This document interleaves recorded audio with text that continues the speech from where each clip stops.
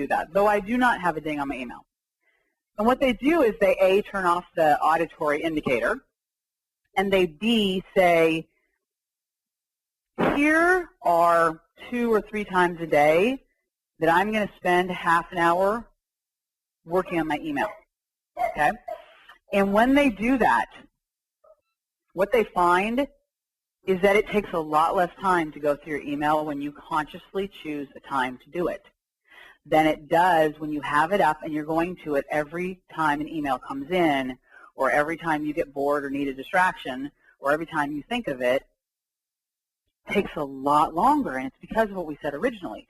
You're flipping back and forth, and you are really fragmenting your focus. So that's an example. Let's see if any of you have an example of a distraction, and we can maybe talk about what would be a different practice or a different way to approach that distraction or interruption. Like, for example, the colleague coming in. What would be a way to deal with that? This is Carson. Saying I can't do this now. Good. Saying I can't do this now. And when you think about quadrant 2, relationship building, what's the message that you want them to hear? Your relationship is important to me, so let's do lunch and have a relationship that way instead of you wandering into my office. Perfect. You see? And so in many ways, you actually are, what you've done there is you've shifted from quadrant 3, I'm going to drop everything and talk to you because I do like you and I do want to have a relationship with you, but now I've just lost my time. You've shifted from quadrant 3 to quadrant 2 because quadrant 2 is anytime you are in charge of your calendar. So you decide when you're going to do things versus everybody else decides for you. And you're having a better relationship with that person. You're going out to lunch versus listening to them while you're distracted by what you were just doing. And you are specifically telling them your relationship is important to me. Carson, what were you going to say? But the other problem is the other problem is that the employee feels that they can't complete a task unless they have the input from you. So that's why they interrupt, because they want to finish their task, and by their accomplishing their goals, they're interrupting you. This is a real challenge, at least in our office. Yes, that's right. And so can you think of a way when you leave here today, and by the way, time management is an experiment. It's a lot of experiments, just seeing what could work. But do you have any ideas on how you might approach that? I've tried. I've tried setting aside certain times of the day, but it just oftentimes doesn't work because there are client meetings or the employee themselves have other obligations that interfere with those set times that are supposed to be to do that. I'm open to any suggestions, believe me. I think that email works good for that. That they email their request to you with a deadline that they need it by in the memo, and also the memo that says you need to reply in case or FYI if it's just information you need. Something that you can then follow up on works for me. Yeah, and another thing that can work in that situation is to call them in and say, and this would now be going back to your values, and say, here's what I want to have happen.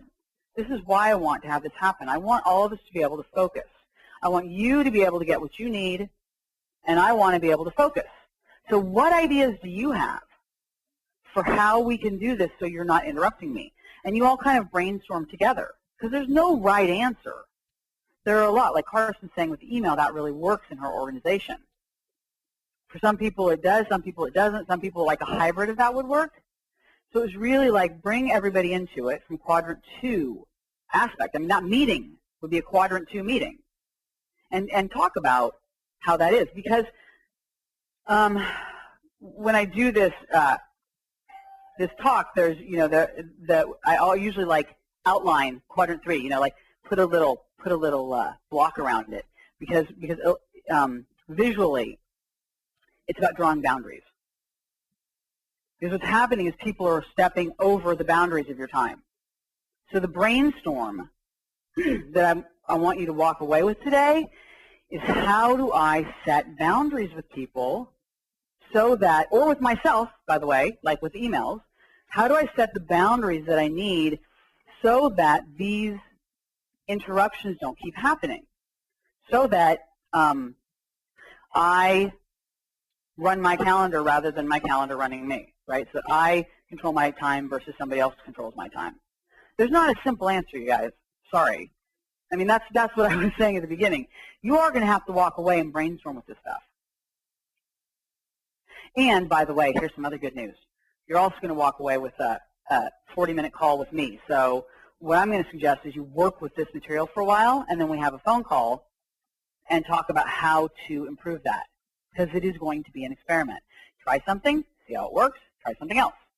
So let's go to Quadrant 4. Quadrant 4 is another place you can get some time.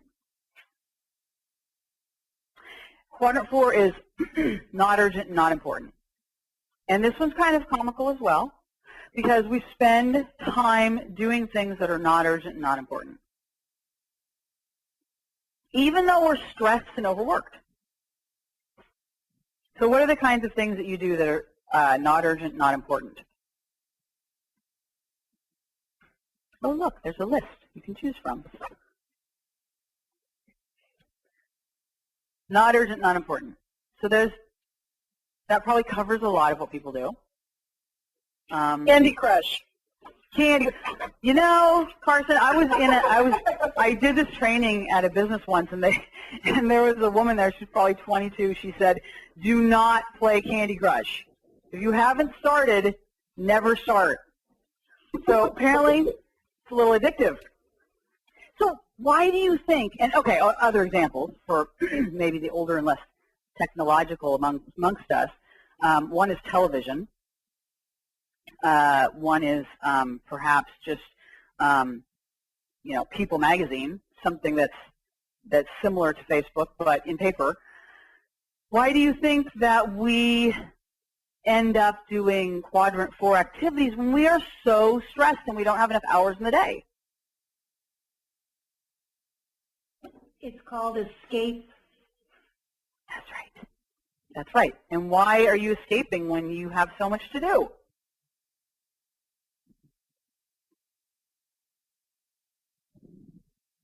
Or is that a question you're asking yourself? Some people do. Some people, well, actually most people do. Most of my clients will say, God, after 2 hours on Facebook, I was like, really? Why am I doing this? You can tell when you're in Quadrant 4 by this language that you'll hear in your head. I found myself on the internet for 2 hours. I found myself at 1 o'clock in the morning in front of, the TV, right? Because I found myself as this unconscious kind of behavior. And yes, you get overwhelmed by having too much to do. The response to overwhelm is, you all know this, shut down. And this is why the old paradigm doesn't work, by the way. Because the old paradigm is go as hard as I can, but it inevitably leads to some kind of crash. Either a long-term, I'm in the hospital crash, or I quit my job, or whatever, or a more immediate crash where I just stop working and do something else. Now, I'm going to tell you, for me, the secret is just the difference between Quadrant 4 and Quadrant 2. So if you guys go back and you can look at your other slide that has the whole matrix on it. When you're in Quadrant 4, you find yourself doing something because you're stressed and overwhelmed. However, you could use that very same thing and have it be Quadrant 2. And the way you do that is by choosing. So it sounds like this. Quadrant 2 activity, one of the Quadrant 2 activities that's very important, in my opinion, is taking breaks during the day. The old paradigm, we work as hard and as fast as we can. The new paradigm, if you were to take a 5-minute break every hour, you would actually be more efficient. Again, really hard for most people to get the brain around. There's many studies on this. There's many suggestions that you get up for 30 to 60 seconds and stretch. anything like that will make you more efficient. Again, we're back to energy management. So if you can become conscious, and this goes back to when I suggest to you that you track your time, this will help you become conscious. That's the whole point of that exercise. You become conscious of where you're getting sucked into quadrant 4, and you say to yourself, clearly I need a break. This type of activity means that I need a break. I've had too much. You start to see that, it opens up to 2 questions, which can be very important to get you into quadrant 2. 1, what kind of break do I need? So I find myself drifting over to Facebook. I go, oh, I need a break. What kind of break do I need? Now, it might be Facebook. It might be Candy Crush. I don't know. It could be. But it also gives you the opportunity to choose something else. Because if you ask yourself, when you find yourself on Facebook, what do I need right now?